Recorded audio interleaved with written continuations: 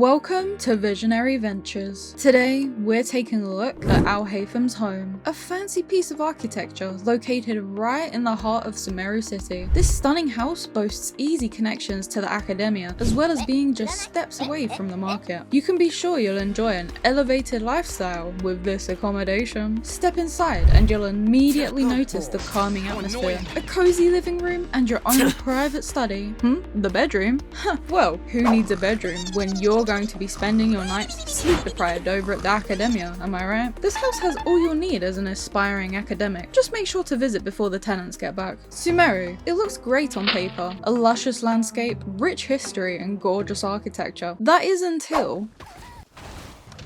Could Sumeru be a place your ordinary NPC could actually live in? Or would you simply become more prey for the R&R? We're going to be checking out the housing situation of the entire region, looking at all the different villages, towns, and other settlements. I'm just kidding. Beta Harbor doesn't even exist. What were we talking about? And also taking into account defenses, military, the overall safety of the people of Sumeru. We'll also take the geography into consideration, as well as the nation's overall economy and trade. And our inspection begins right at the capital, a city still recovering from the damage caused by and currently being run by this guy. Actually no, it's worse, because he has now stepped down from the acting Grand Sage position, and now it's unclear if anyone is even running the region at the moment. It certainly doesn't look like anyone is. This city has probably the most Tosha violations I've ever seen. While being built into a giant tree is a questionable decision, at the very least, the location of the capital is pretty secure. There are only two entrances, and both are via bridges, otherwise you would need to enter from the water. The governing body and the military are also located here, though I wouldn't say they're the most competent given how unorganized and corrupt they are. It's rather ironic, isn't it? The City of Wisdom. But that wisdom does not extend to keeping the city safe. The Divine Tree, the shining beacon of Sumeru's wisdom, ends up turning the city into a giant death trap. Wait, what? What is that? Is that a lack of safety railings? Here too. And here.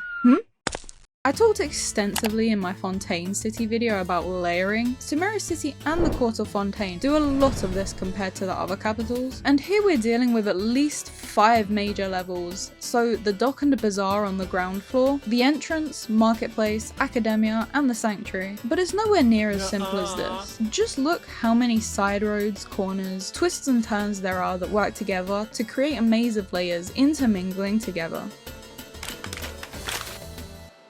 Step aside, Kasharawa. There's a safety inspector in town, and I mean business. So how are your safety practices? Oh my. We already seem to have a bit of an inconsistency problem. Maybe the city ran out of materials to continue the railings all the way around. Then as we head down to the docks, we run into another problem with Sumeru City's urban design. These stone brick platforms that are used throughout the place for access to other parts of the city. One such aspect that, on the surface, seems to be steeped mostly in fantasy. Morning, sunshine. But there are a few things that could be at play here. So, at first glance, these two platforms look like they're being held up by the tree roots, right? This is not practical. These roots that are also rather small would not be able to hold the weight or movement from all the people going to and from the dock. Now, I'm not a tree whisperer, but this probably isn't very ideal for structural support. I'm not quite sure how these specific ones are surviving when they're just phasing into stone like this. The most likely answer is that the roots are being used purely for decorative purposes, and that really the support for the structure is hidden. And this is pretty on theme with Sumeru's entire aesthetic. It's all about blending in with nature while still being practical. The docks and the Grand Bazaar can give us an idea of Sumeru's economy. They have a wide array of trades, from spices, herbs, to fruits and textiles. This is the only capital city in Teyvat that has farms within its walls. Well, I say farms. Farms that also frequently have to deal with whopper flower infestations. And outside of the city, there is not a single farm to be seen. There are 2 houses just outside the city gates that have farmers residing in them, and yet, what exactly are they farming? Sumeru City has the most market stalls and shops compared to any other capital, but this goes to show just how bustling the Sumeru economy is. Treasure Street, the liveliest street in the entire city. Oh, it just keeps getting worse. Was this also your doing? At the very least, there should be stairs here. Tepe, is that you? Not to say steep roads aren't quite common in a lot of countries, but this is still very poor city planning. I mean, Fontaine City's got issues, but at least it has its own lift, and you can get around without breaking your ankles and back and... Yeah, but does Fontaine have beautiful works of art such as these lamps? Those are some pretty lamps. Every design decision in Sumeru tends to involve flower motifs, usually blooming, and at the top there are often these bud shapes. My best guess, given what other lamp furnitures say, is that most light sources in Sumeru generally use phosphorescent plant parts, and these have become the standard pretty much everywhere. Tangent aside, Sumeru City has many safety concerns, and you know what? That's okay. Every region and respective city has its own unique problems. Exhibit A. But houses. Exteriors of buildings that don't match the interiors. And the classic and timeless Genshin move, doors disappearing from buildings. There are a total of 17 houses in the entire city, 2 on the outskirts if we were to include those. So this isn't including any business buildings. As for the total population of the city, it's... I didn't consider the likes of sailors, visitors, nor guards because presumably they live in barracks. Students, however, were a bit tricky. I put them into their own category as technically students can live at the academia, but not all of them do. But even without the inclusion of the students, let's just say there are definitely not enough buildings to house all these people. But let's take a look at the architecture itself. Sumeru takes influence from multiple architectural styles. We can infer from furniture descriptions that this building in particular is kind of like the base for most of the other buildings in the city to build upon. The Kasharawa school has been adopting plans to basically make a universal kind of architecture. That would also make most buildings modular, and you can definitely see this influence. The common buildings all share a similar colour scheme, with green, white and brown. The main roof type is saddleback, a very common roof design in a lot of Austronesian cultures. Generally, the roofs are meant to be shaped like an upside down boat. Just instead of a boat, the Sumeru houses resemble more the shape of a leaf. But let's leave that out of the discussion for now. We can already see the beginning of tiered roof design. This is most likely inspired by traditional Thailand temple roof tiers. You see how it's all about layers again? Just keep it in mind. We've got geometric and floral patterns almost all over the buildings, as part of the columns, the beams, the stained glass, the doors. Wait, doors? In my Genshin game? But everything needs to be symmetrical and geometric. The academia encourages rigid structure, but it is also at odds with the natural environment. I don't know if you've ever looked at Sumeru's buildings from above. I know I sure hadn't, and this is honestly crazy because I'm sure the devs know almost no one is going to pay attention to something like this, unless you're resinless. The extra layers shaping the building just like a flower. And do you remember I mentioned the lotus bud? It's right at the tippity top. Wait, what is that? I had already planned on talking about this specific building, but this is a whole new level of confusion. Okay, first off, no door here, which I feel like is a huge security issue. I could just walk up and steal a plate in the dead of night. Second, doors either side. Like, what is the point of this? And then third, whatever in Archon's name is going on here, if you look underneath, it's just a wooden roof and then 4 doors on all sides? Surprisingly, there seems to be only one building in the entire city that is actually built into the side of the tree, so it's fitting that they would mostly use wood here. As for other buildings with a distinct lack of access into the building, the general store does not have a door. Maybe they could borrow one from the souvenir shop, am I right? Yeah. The blacksmith just opposite actually does, and seems to have much better ventilation compared to Fontaine and Natlan. Well, Natlan has none, but who needs oxygen anyway? It's okay. I like not being able to breathe. The Adventurers Guild also does not have a door, but are you okay? You don't look so good. Yeah, I'm fine. Just ignore that. Hold on, actually. Catherine, I have to check something out now. Sorry, guys. Just a little detour. This is a very important question that needs answering. Does every Catherine station not have a door? Okay, that's technically not a building, so you get a pass. Nope. Nope. Nope. Yes. Oh my Archon. And there's not 1, but 2, 3 doors? What? I truly feel enlightened with this newfound knowledge. I can feel myself transcending, maybe even to the academia. No, not yet. I must acquire more knowledge first. I am confusion. The design of Sumeru is meant to be both chaotic and confusing, but also rigid, natural, yet harsh and static. I feel like that one cat meme every time I go into the academia. And I do think Sumeru City comes out on top as the single most confusing city of them all. One big problem I foresee with the way this pathing has been planned out is that ultimately this section here should really be joined back up so it's just one giant circle. Get rid of this stall and place some stairs or a slope there. Otherwise you're causing a lot more inconvenience for people, considering 1, there's no signs to indicate where to go, and 2, with the way this street is designed, it looks like you should be able to wrap around it, so that's just going to confuse more people. Look from this side, for example. It looks like it should be connecting back up on the other side, except it doesn't. I'm practically touching the ground floor here. If I go this way, I have to head all the way up here in order to be able to go back down to ground level again. I suppose the one plus side is that I can see this may be benefiting people by alleviating foot traffic, but even from a player's perspective, the city is just as confusing. The interweaving paths and elevated platforms work together while also opposing one another, if that makes sense, to create this sense of the city being larger and busier than it actually is. So credit where it's due. Fontaine similarly does the whole multiple layers overarching one another, but I personally think that Sumeru, while more confusing compared to Fontaine, actually does do a better job at making the city feel more alive. But I suppose that's part of the course, you know, not just because of the people and the structural design, but because of the theme, one of living alongside nature. And I know this is such a tiny detail. Not only can you see the leaves falling from the tree on screen, but you can also see them gathering on the ground and roofs of the buildings, which, given how clean the paths are, would imply that they have a sweeper that goes around clearing them up fairly often. You got leaves on leaves because, well, the roof is also shaped and designed like a leaf. Another interesting point when it comes to Sumeru City's layering is the subtle change in the architecture and overall design as we get higher. From wooden lamps to steel, wood gives way to more and more stone and then marble. This even includes the paths that go from dirt to bricks to stone, with the Academia platform transforming into a beautiful floral design. If we look really close at the stone, it's actually crazy the level of detail they put even into the floor. Only 2 buildings in Sumeru City use absolutely no wood: the Stock Exchange and of course the Academia, where the most influential people reside. These students are gonna have calf muscles for days. Oh, would you look at that? More safety violations. Sumeru just keeps winning, doesn't it? I don't think that's a win. No, it's fine. Look, you just activated my trap card. Free healthcare. At least the By Marston Hospital covers any injuries. Interior crocodile alligator. I drive a Chevrolet. Yeah, we're talking about interiors now.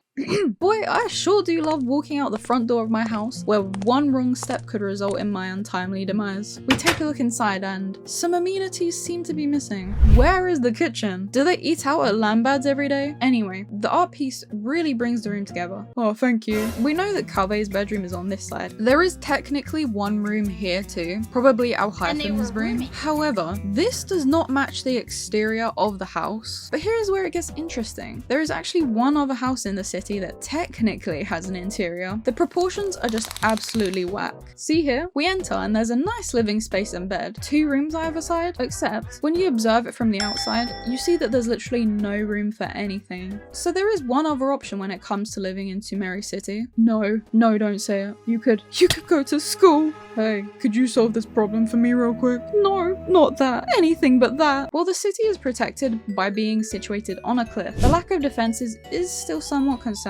But if you live here, you aren't in any immediate danger as there aren't any enemies nearby. After my Kowalski analysis of the city as a safety inspector, I don't really have a problem with the houses themselves, but they've let themselves slip big time with their urban planning and total disregard for public health and safety. Okay, look, that's not my fault. Overall though, safety, defenses, probably the best you're gonna get in the region. How about outside the walls?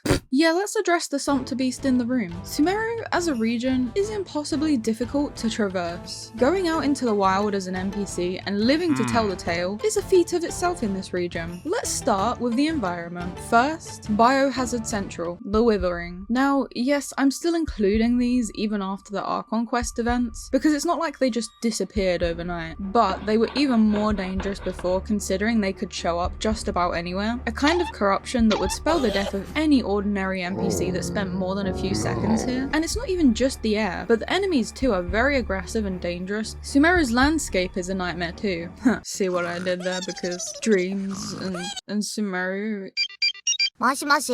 What's that? Stop making bad puns. Impossible cliffs, poisonous mushrooms, trip hazards everywhere. Why are people willingly choosing to build a house here? Then there's the wildlife. We've got tigers, crocodiles. Anyone want murderous fungi for 200 mora? 200 mora, anyone? Sold! You've also got to contend with other dangers, such as eremites, hillochells, abyss enemies, ruin guards. It's certainly a close competition between Inazuma and Sumeru on this front.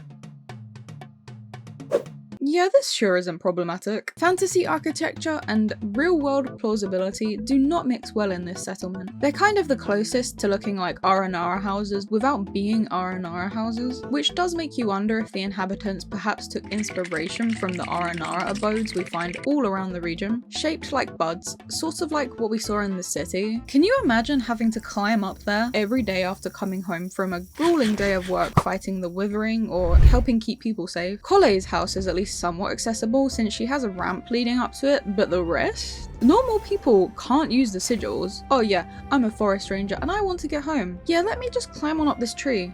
Yeah, that's my house right there. Let me just... Nope, that still doesn't work. There's no platform to land on and no entrance from above. You fall a million feet from your home that you have no idea how to access. Yeah, just slap a herb on the injury and pray to the Dendroarchon. And you know, rangers might be used to a lack of safety rails and safety procedures in general, but I'm not so sure everyone else is. The rangers do have a way of obtaining food since they're foragers, probably sharing communal cooking space, and they're capable of defending themselves, and they have a lot of experience dealing with the region and all the problems that come with it. Enemies seem to mostly steer clear of this area, but overall if you lived here, you would have to be a ranger, and that would mean taking up an extremely dangerous job. And so now that we've more or less come full circle, we can see the evolution of houses from this to the ones in the city. This style of architecture is likely largely inspired by traditional Indonesian architecture such as these. Characteristics of these houses include the aforementioned steep saddleback roof, timber frames, thatch, or leaves in some cases in Sumeru, and elevated on stilts. The process in Vimara village involves placing leaves and hay on a kamafala wood frame, and they also use potions to process the wood and make the building fireproof. The stilts are very important in an environment such as a rainforest to protect from flooding, and the leaves and wood type help with ventilation. However, are these houses meant to be accessible? How do these doors even open?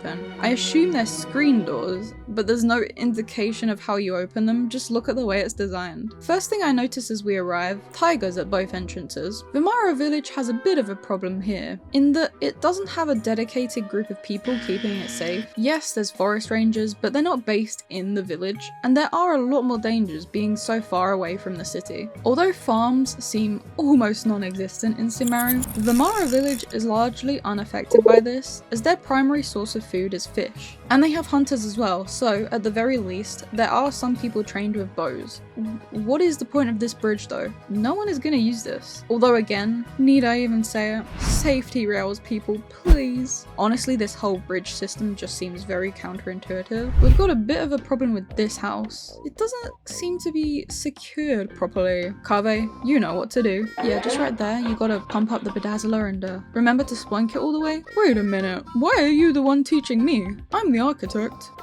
Architect of what? That. Oh, wow, that is impressive. Vimara village, all natural wood, mostly left as is. Port Ormos wood, the colour, the lighting, straight back to that Sumeru city style. It looks more manufactured and unnatural. I mean, it all makes sense. Port Ormos kind of goes against everything that is natural about Sumeru. Sure, it keeps certain elements. Obviously, it's in a giant hollowed out tree, but the port is about business, industrial technology, money, Dory. Also, Dory, while you're there, it's great that you have a lift, but could you please make the access point a bit more secure? Okay, looks like you have plenty of guards. There is also a change in the rainforest style buildings, though is it safe to be living so close to an active work site where cargo is constantly being unloaded? This has got to be the building of all time. A window where the door should be, and then whatever is happening here. We've also got branches and tree trunks growing into the side of infrastructure. Sir, is your house okay? You've got a tree trunk sitting inside it. These three locations are fairly safe because if anything, you can just use the waterway to travel, avoiding practically all enemies, except maybe crocodiles, and you wouldn't even see them coming. There's practically no civilization along the western front of the rainforest. Most places we do come across are abandoned, or now have eremites taking up residence. There could be a multitude of reasons why this this is the case in Sumeru. The climate probably gets harsher the closer you get to the desert. We've got old Vanarana up top, so that's uninhabitable. And then along the bottom, there's giant Conrian ruins with out-of-control ruin guards running rampant all over the place. Are you looking for a place away from the hustle and bustle of Port Ormos? Well, have we got the place for you. An open concept, one-story house, walls and doors optional, a stone's throw away from Caravan Rabat, super accessible, friendly neighbours, and even your own security system. Just be careful not to get too close. This property boasts a unique opportunity for those who want the quiet life. So, what are you waiting for? Cool visionary ventures today. Okay. Can someone please tell me who in their right mind would build a house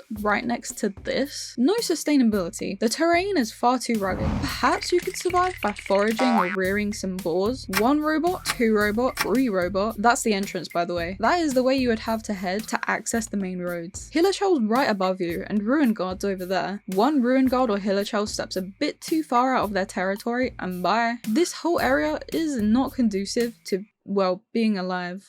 This location seems to be a much better spot to live. Right next to Caravan Rabat. Oh, a mushroom. Wait, no, don't eat that. Yeah, see? It just needs a little bit of love. Oh, look. Friendly volunteer eremites to help keep the area safe too. So nice of them. Why did the sky go all dark? What do you mean? It looks fine to me. Attention everyone, the Tosha Spectre has arrived. I'm here to make sure that your palace meets regulation.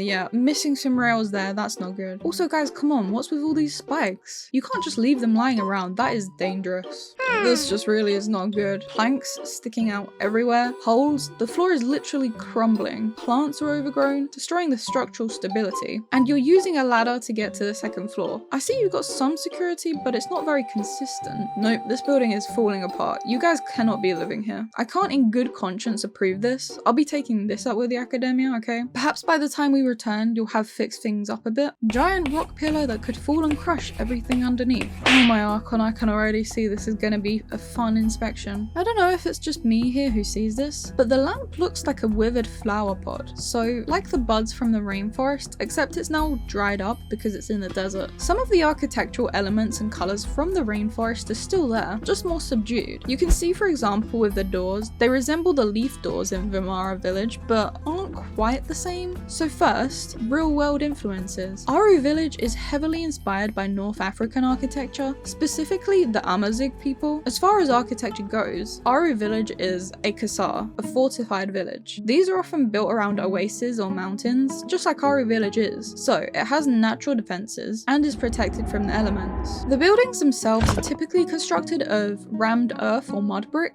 The villages usually have a dominant house, in this case the village chief's house, towering over the other buildings, and then a fortified communal granary. Thatch is very rare and pretty much exclusively used on the village's storehouse. The buildings are also often built into the side of a mountain. Now, let's start with the entrance. So, we've got a scarily unstable looking bridge, and a house down below that looks very difficult to access. You'd have to scale these rocks and cross another precarious bridge. You basically need climbing gear just to get home every night. This guy is living life even more on the edge. He's decided to place his tent on a precarious wooden platform that is situated on the edge of a cliff. As we head into the heart of the village, everything is literally falling apart, crumbling buildings and walls, so that means that no one is working on the upkeep. You have to climb all the way to the top to access the lift, to then access the level below. How exactly were they accessing the granary and water source before this lift was installed? When it comes to protection, I counted 3 guards in total, but to be fair, Candice also exists, and she probably counts as like 10 guards alone. Aru Village, for as cool as it looks, is honestly holding on for dear life, so I probably would not recommend moving here.